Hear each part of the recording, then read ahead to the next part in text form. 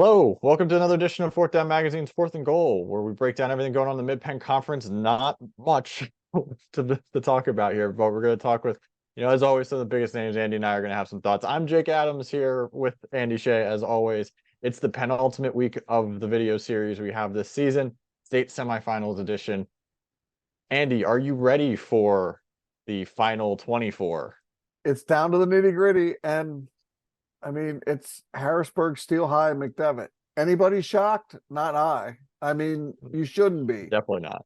No, but let's get going. I'm ready.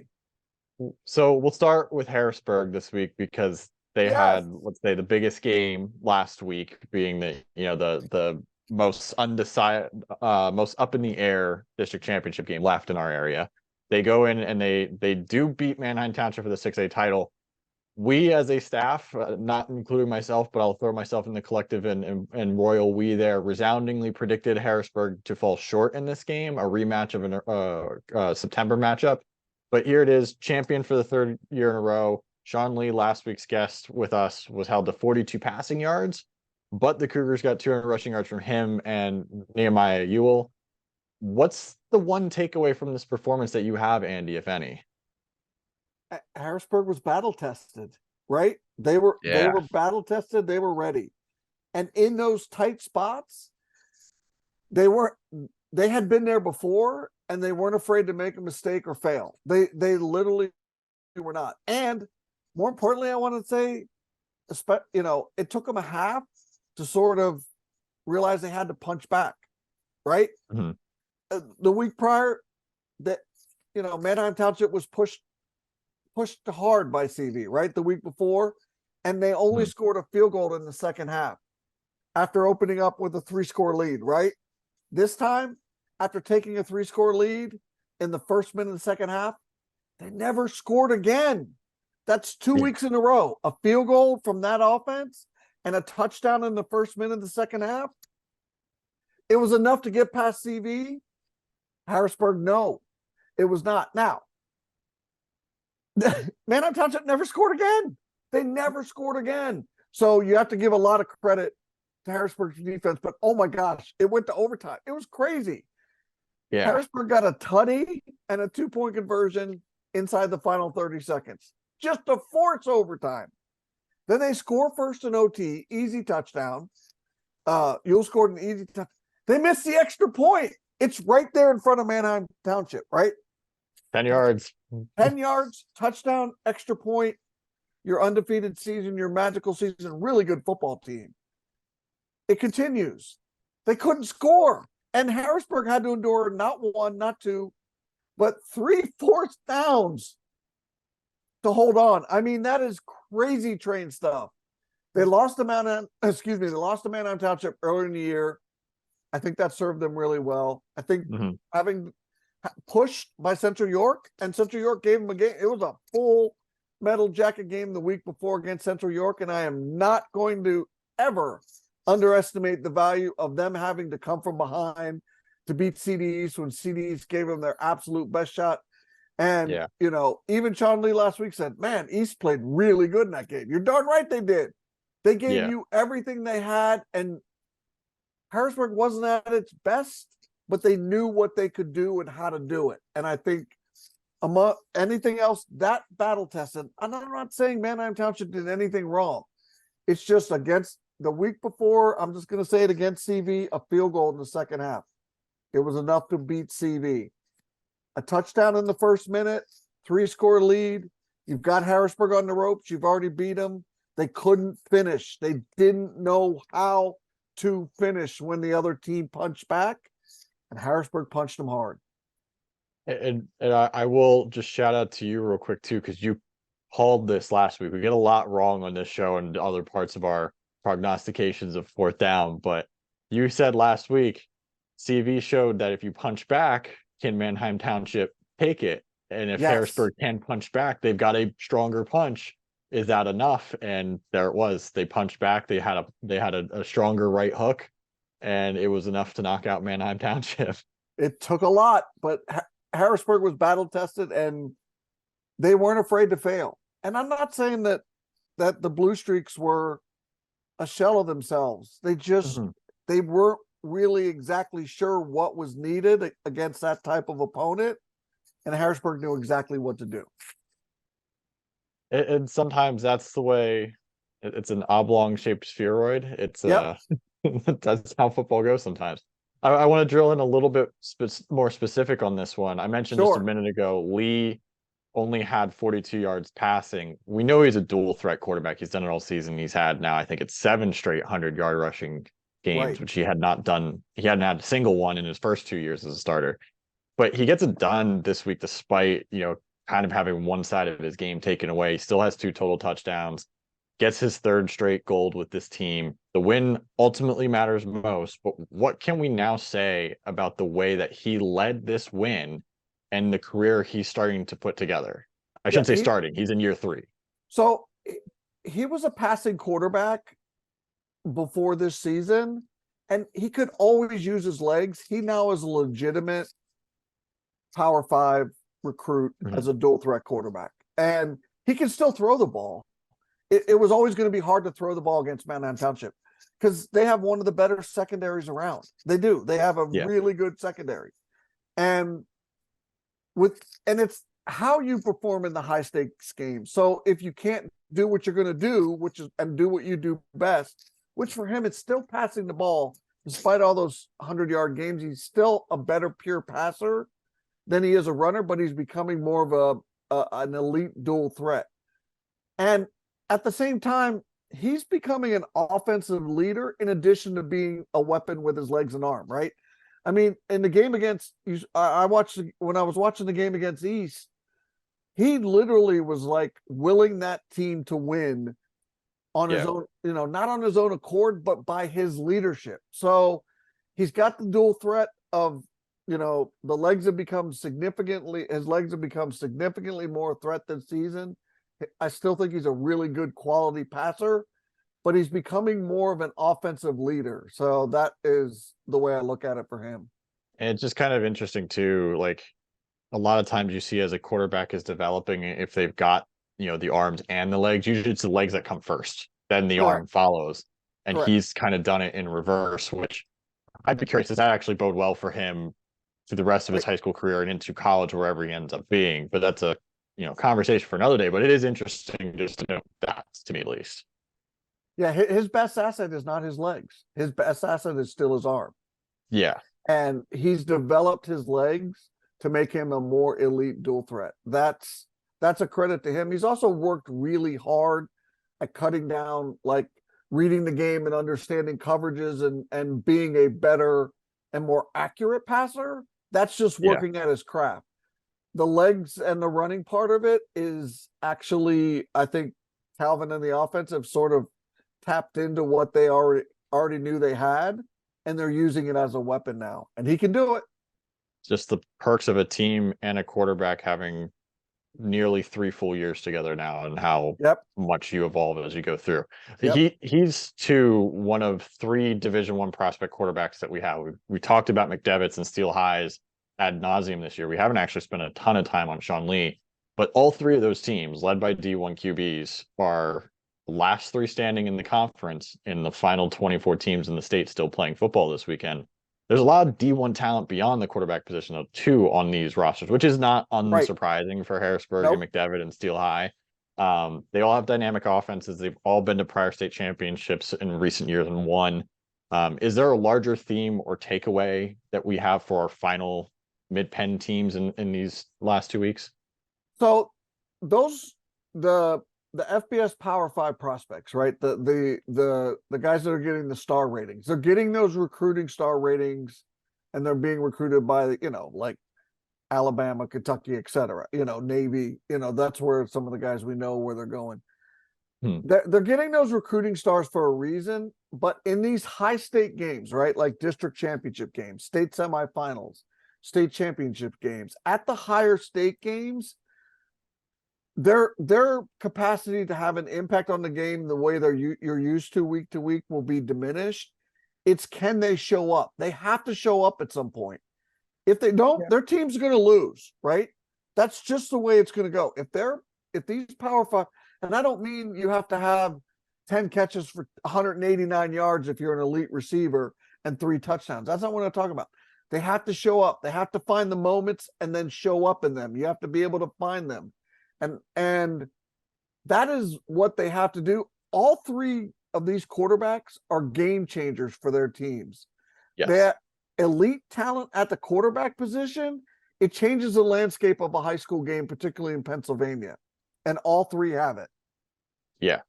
That's well, all 3 have it. And we've it's been a little bit of like a running theme, I guess, throughout this season that you and I have talked of just, the talent level in the mid-pen and kind of where things, stack up, like what this era of football kind of looks like. And I just sit there and look at some of these teams and like, again, I keep dating myself here, but the decade or so that I've covered this area or at least followed it, you've always had the McDevitt's and the Steel Highs that have had some really good rosters or really good talent, or Central Dauphin, Harrisburg, and others mixed in. But like sometimes I look at this and I'm just like, crap, there's a lot of talent here right now, just a whole lot of talent. And I don't think I've seen it for like, a 2 or 3 year stretch be this compact and this obvious. Well, Harrisburg's looking to go back to the state championship. McDevitt's the defending state champion and Steel High's the defending state champion. Yeah. That's a tight window. That's one league. That is one league. That is 3 teams in one league looking to do that. That is not the norm. Trust me. You're right. There's a sort of they're running hot right now, right? The conference is running hot with elite level talent, very high elite level talent. There is a cliff that comes after that, though, for this 2023 season. Yes. After you get past the elite talent, the actual talent isn't balanced. It actually falls off a cliff. So it's really high at the high end, but it's also stocked at the sort of average or below average end as well. So that's unusual as well. And there comes a time when it just cycles through that, we've got 5, 6, or 7 of them elite, FBS Power 5 recruits in a 2-year cycle, whether they're seniors this year or juniors, in that kind of cycle that they've been around a while. And then you'll go 2, 3, 4, 5 years where you might have 1 or 2 a year, and that's it. Right now, for these 3 teams, it is a lot. And it's also stacked at skill positions. I remember years where it's like, you had a Power 5 offensive lineman and a Power 5 defensive end, and that was it.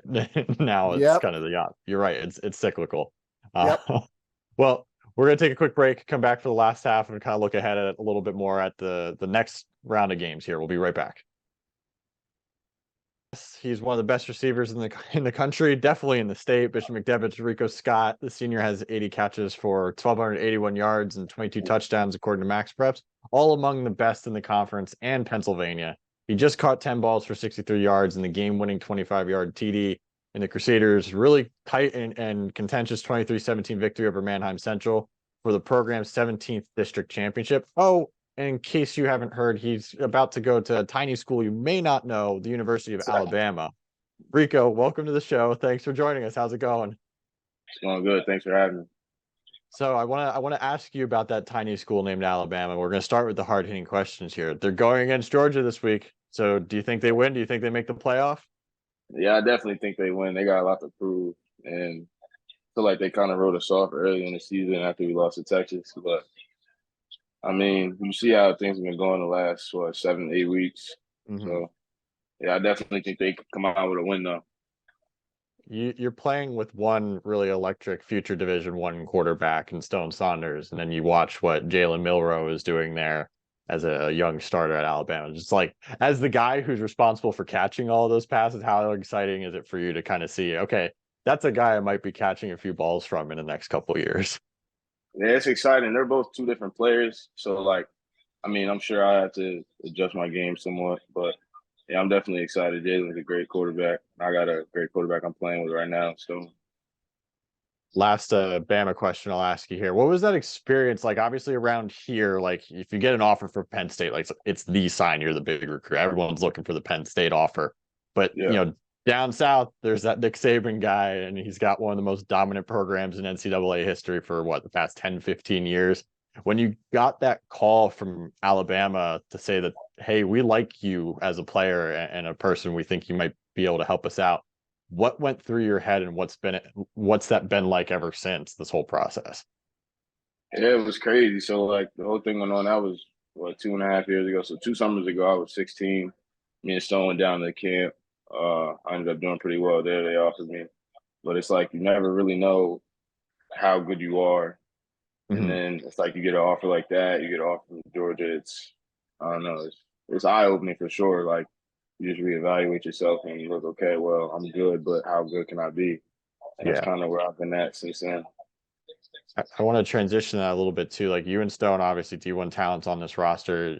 We know how good of a receiver you are compared to like everyone else in the state. But are there any younger guys in the McDevitt locker room, or maybe like heck, a couple Yeah, generations that aren't quite there yet, maybe in the middle school level, like we need to know about that have the potential to be, the next batch of D1 prospects? sure. At receiver, we got Jonte Quick. He's a freshman. He starts now. He's gonna be really good. He's definitely gonna go Power Five.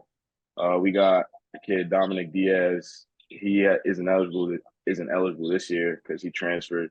And we Hmm. got Gabe Ruth. He scored a touchdown. He scored our second touchdown in Friday's game. For them two, we got Reese at running back and linebacker. He already is off from Michigan, Penn State, a couple of Big Ten schools. So we definitely got some kids behind that are going to fill the role and be great. So there's always someone new at McDevitt that's gonna catch everyone's eye for sure. The Yeah. You guys just came off a really tough game with Mannheim Central there. The first 3 weeks of the season was kind of similar. You guys got tested, came out at 3-0 in a way that was really impressive right off the bat. And then you guys have been so dominant in the Keystone. I mean, that was it was a very different, easier route for you. I mean, that's me editorializing here. But how much did the experience of the first 3 weeks, if at all, impact Yeah. you guys having to kind of rally and put together a comeback performance against a team that was playing a really good game against you guys Friday night? It's great to know. I'm glad we got tested early with the first 3 games. It's great to see how we play when, it's tough, things aren't going our way. We're losing this or it's close, whatever. But, Friday, the Manheim Central played a great game. We were really slow for most of the game, picked it up at the end there. But as these games go on and you had these close games, it's good to know that, they're battle tested and you know somewhat how you're going to respond to certain situations because you've been in them before. Yeah, they held you to, I think it was like 10 catches, 65 yards, something like that. What was the um how challenging was that? I know that's a pretty good defensive backfield. So what did they do against you, maybe one-on-one, or maybe it was bracket coverage or something? What did they do that kind of held you in check, I guess, a little bit, or try in an attempt to slow you down? I mean, they just played their game. They messed up a lot of our timing. We just really couldn't get in rhythm. We had a lot of penalties up front. We had a lot of penalties to receiver. I had a false start third play of the game. We really couldn't get in rhythm until fourth quarter, midway through. So I mean, they played a really good game. They stuck to their game plan. They stuck to their guns and they played really well. I'm glad we got out with the win though. Was that a win of relief, or was it still a win of excitement for being district champions? It was relief for me. I mean, I can't speak for everybody else, but for me, it's a relief. The third quarter was over and the clock went off, and I'm looking up at the score, and we're still losing. So it's kind Yeah. of like when you look back at the whole game, and it's like, yeah, well, we really we played bad. So Mhm. you getting closer to these next 2 weeks. We can't overlook anybody. We got to focus on the game in front of us. What can you bring me into the moment there too, on the game winning score? What was the call? What were you trying to do? Did you get the route? Like, did you get the opportunity to run the route that you were looking for? Just kind of break it down a little bit, play by play Yeah, there, blow by blow. yeah. Well, initially I had a hitch, but Okay. I think there was a miscommunication with them in the defensive backfield. So I think Stone I trusted that he saw. I mean, we really didn't get time to look at each other and signal anything. So Hmm. I just ran a post and got open. Instincts of teammates that have played together for a while. Yeah. Yeah. We got a lot better at that, just recognizing what's in front of me, what's in front of him. and just being on the same page without really saying anything. So I wanted to ask you a question, kind of throw you in a in a different realm here. We've talked a lot about like your talents and everything, but over the course of the your 4 years at McDevitt, or heck, maybe there was someone in middle school ball or something that really pushed you, or at one of the camps that you've out. Who's the DB that gave you the biggest challenge that you've ever faced one on one, where like maybe it was the end of the game, you're just like, man, that was a tough dude, like respect. Uh, I don't know his name, but 2 years ago, I went to a Georgia camp. There was this kid, I think he was a class of 25. He was really good. Uh, somewhere SEC big. He was a good player. I don't know his name though. Gotcha. So speaking of hot seat, got a couple rounds of hot seat questions here. Usually Andy Shea would be on with us and he'd ask these, but are you ready to go for these hot seat questions? Yeah. All right. Pick one here, beach house or lake house?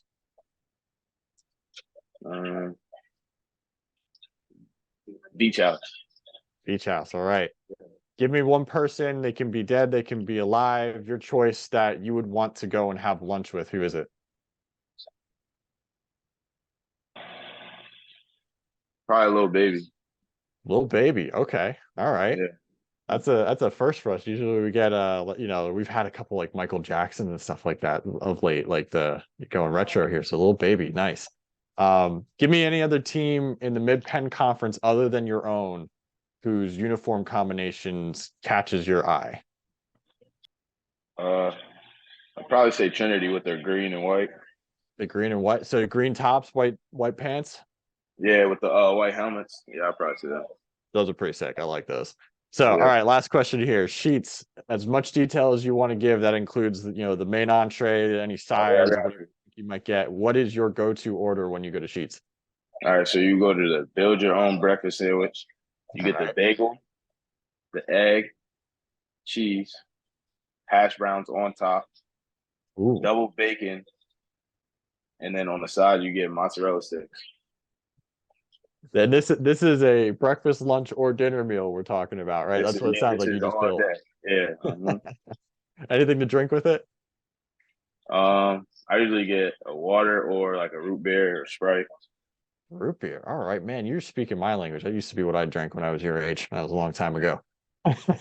Well, Rico, thanks for your time. I really appreciate it. Trying to fit us in what I'm sure has been a hectic, part of the year with Thanksgiving just past us and the state semifinals and finals right around the corner here. So thanks for your time. Good luck these last 2 weeks, and we hope to see you guys again soon. Yeah, appreciate it. Thanks for having me.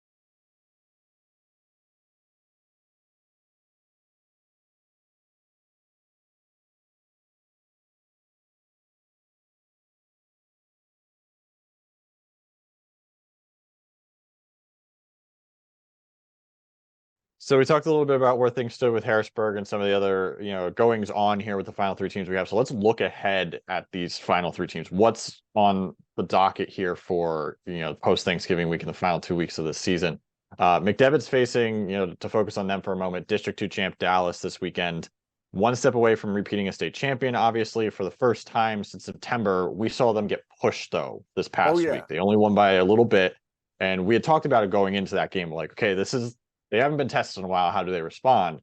So with that in mind, considering what the score was and the challenges they had against Manheim Central, did they pass the test in your mind? Or are there now concerns maybe that we didn't have a week ago about this Crusaders team?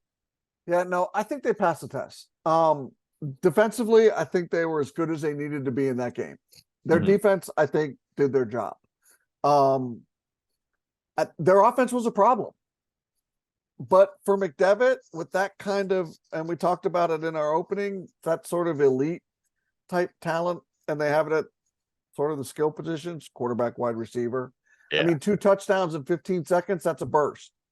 And for a team that's explosive like that, a burst is all they need.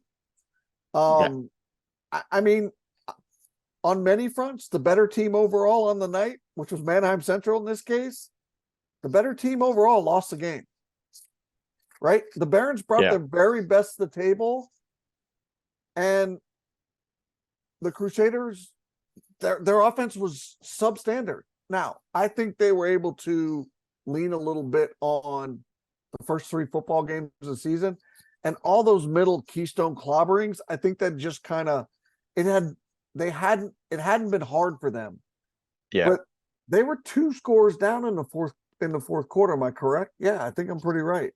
That they were 2 scores down in the fourth quarter. They have been 2 scores down in the fourth quarter this year before. They did it again. So all they need is a burst. I don't know if they're going to get as much of a test this week out of Dallas. I don't think Dallas is equipped to bring what Manheim Central brought to the table. And I can't emphasize enough. This was Manheim Central's absolute Hakuna Matata best. They couldn't have played any better if they would have drawn it up and wished upon a fairy. They played so well, and they didn't win the football game. That tells you what you are up against when you play McDevitt. I guess a variation of the question I'm looking at too is like, okay, did they shake the rust off? Does this now set them up to, for bigger and better things these final 2 weeks when the stakes continue to ratchet up? Or, because again, like I'm going to just use the rusty metaphor here. Like maybe they were perhaps rusty and being tested for a little bit. Does this now shake that rust off for them? Are they good to go? I think Manheim Township just said, no, not on our watch. And they had to they had to dig deep. They really had to dig deep offensively and find something. Because Manheim Central was saying, no mas. No. Yeah. And no matter what their offense was doing, none of it worked. And they were getting frustrated. The clock was sort of becoming their enemy. And, championship teams sort of sometimes find a way to win a game they shouldn't. I think this was that game for McDevitt. It clearly was that game for McDevitt. Because deserved to win. You check 9 out of 10 boxes on a team that what they have to do to win.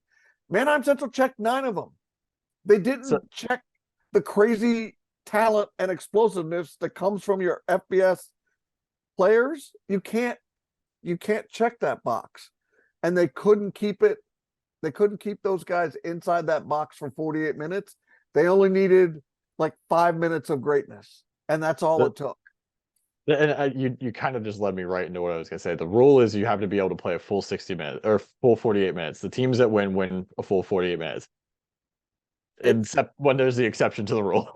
Yeah, I mean, if you're Manheim Central and you say, okay, we gave 43 minutes of our absolute best, do we think that's enough? The coach is going to tell you no, that you need 48, and to get to 48 against a team as talented as McDevitt, you can't control those other 5 minutes. You need some luck.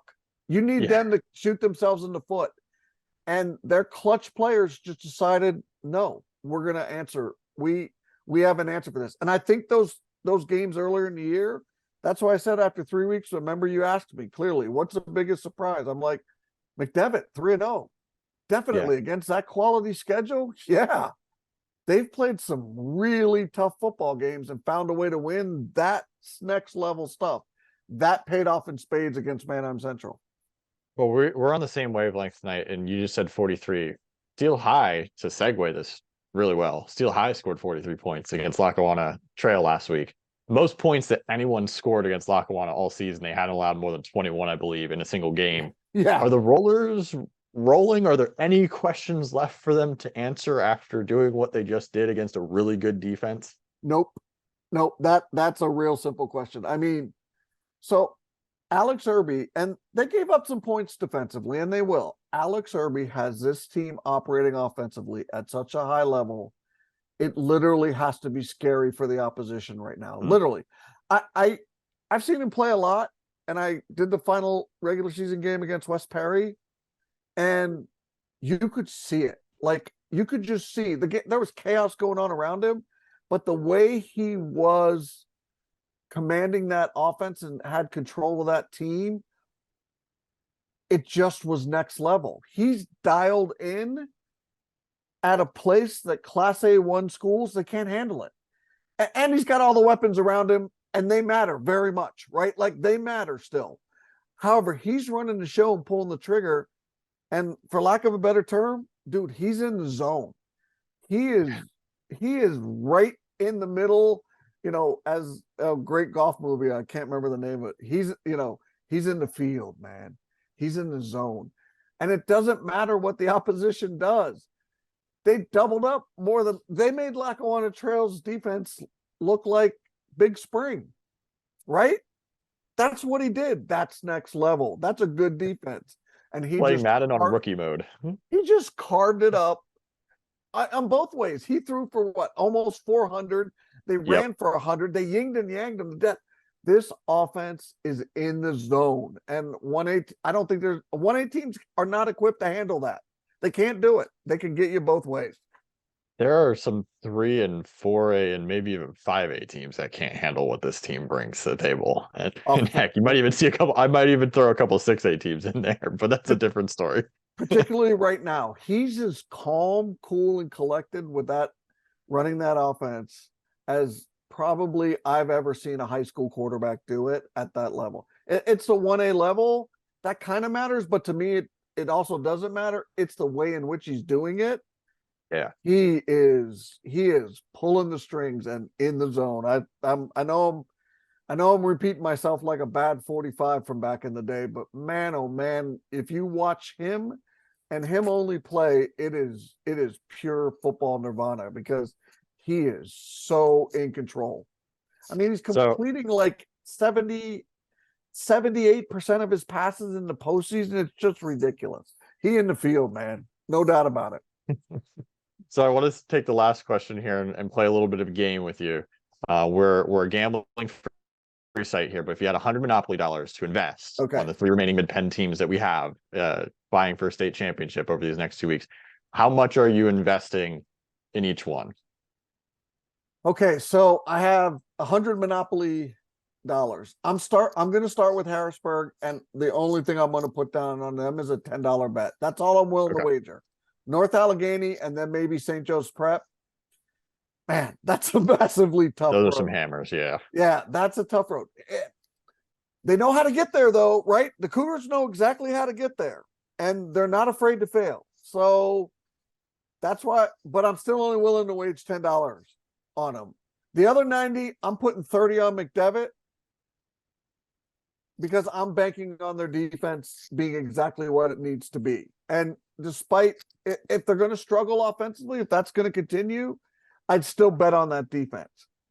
And I'm putting the other 60 on Steel High. In other words, I'm saying the Rollers are a lock in my book to win it all again. They feel like a mortal lock. I can't see how anybody even begins to slow them down, let alone stops them, other than them doing it themselves. So I'm going 60 on Steel High, 30 on McDevitt, and I was like, that's 10 for the Cougars, but they know how to get there. But hey, if that $10 hits, if you hit those right penny stocks there, it's gonna take off. You'll be rich. Could be. That's all for us this week. We got 2 more games what, 10 days total left of the high school football season in Pennsylvania. For Andy Shea and the Fourth Down Magazine team, as always, I'm Jake Adams. Be sure to head over to fourthdownmagazine.com this week for all of our coverage. We still got a round of predictions going on. We still got this video. We still got some game coverage and stuff from the state semifinals and beyond. And until then, we'll see you next week for championship week. See you, everybody.